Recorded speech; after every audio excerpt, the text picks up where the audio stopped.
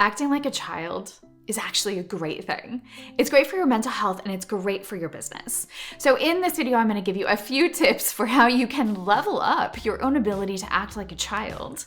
Not because it's going to give you problems, but because it's going to make your life richer, better, make you more productive and more connected to the people around you and to yourself. I'm Dr. Sherry Walling. I'm a clinical psychologist for entrepreneurs and high performers. And sometimes the advice that I find myself giving in the consulting room is really counterintuitive to the people that I work with who have very serious, important jobs.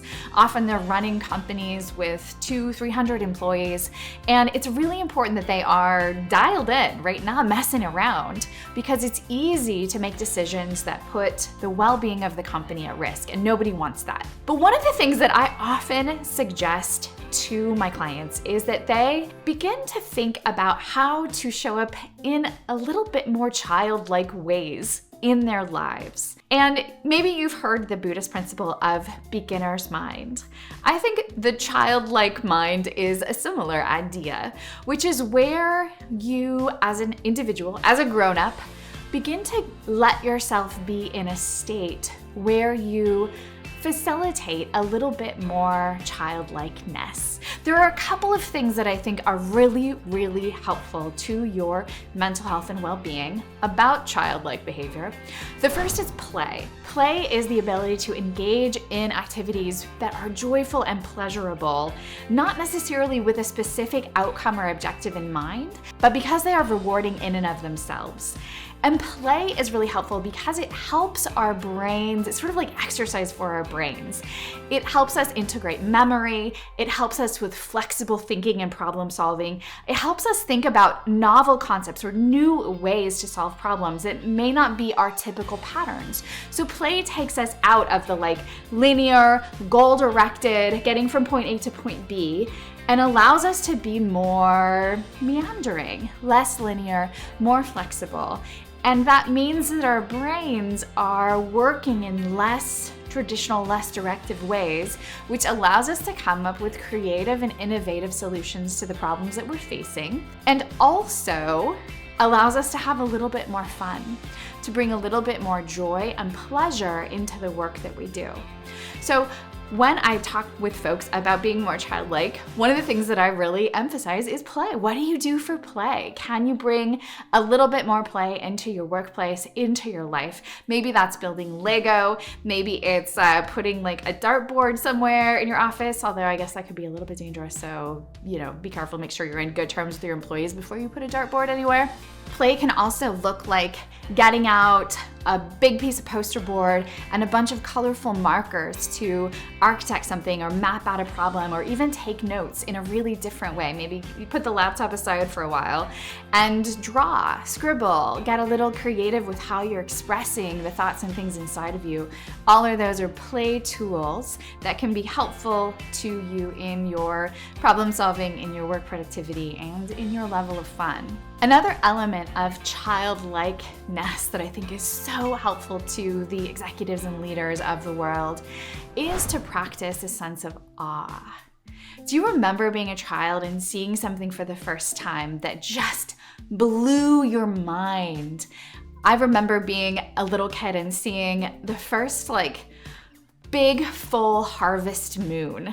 And I'd certainly seen the moon before, but there was something about being up late after dark and seeing a really big sort of yellow, orange, golden moon that I was just awestruck about. And so the capacity for awe, to kind of have your mind blown, to understand yourself and maybe see that you're a little bit smaller than, the scope of the universe, is a really good practice for those of us who carry heavy responsibilities. And when we can practice awe, we take ourselves out of the center of our own worlds and sense the bigger scope of the universe. And we also have a sense of beauty and wonder and a break from the pressure to have everything figured out. When you're a leader, when you're running a company as an entrepreneur, there's a lot of kind of implicit expectation that you know what you're doing all the time, that you're driving things forward all the time.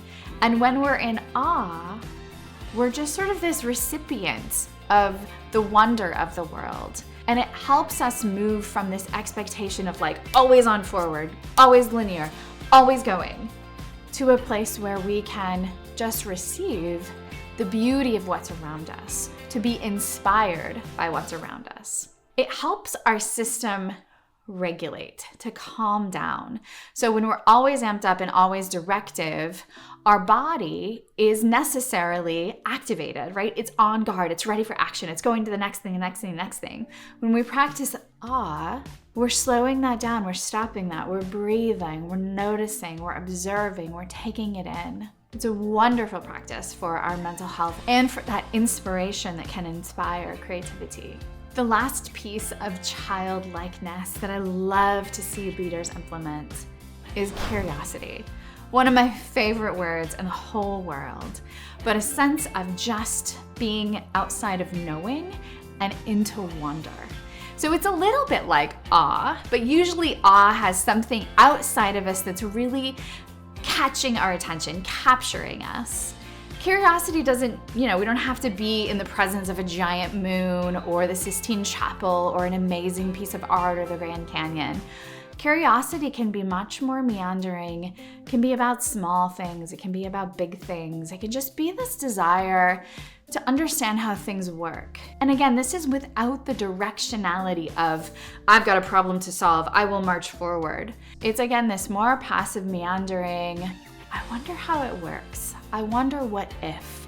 I wonder how that person feels. I wonder what would happen if we did blah, blah, blah. So creating space for curiosity, again, same kind of thing, allows for novel problem solving, allows for creativity, allows a calmer, more regulated body to just be still and wonder.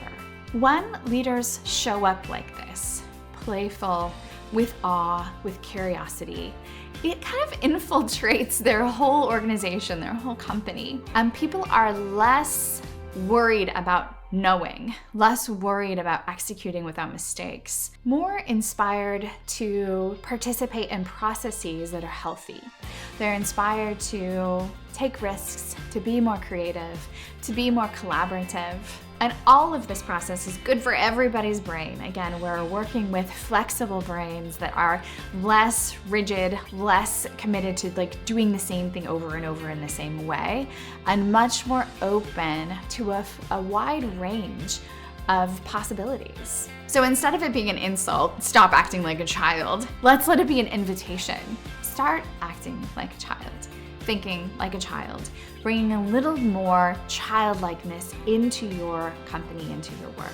With play, with awe, with curiosity, our bodies settle, our brains flourish, and we have more fun, both in our own inner worlds and with those around us who we are connected to in the context of our work.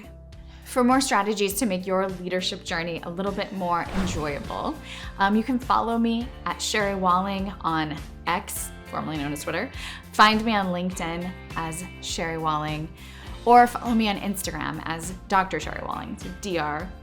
Sherry Walling. Love to connect with you and learn more about what your challenges are, what would be helpful to you as you become the best leader, the best entrepreneur that you are trying to be.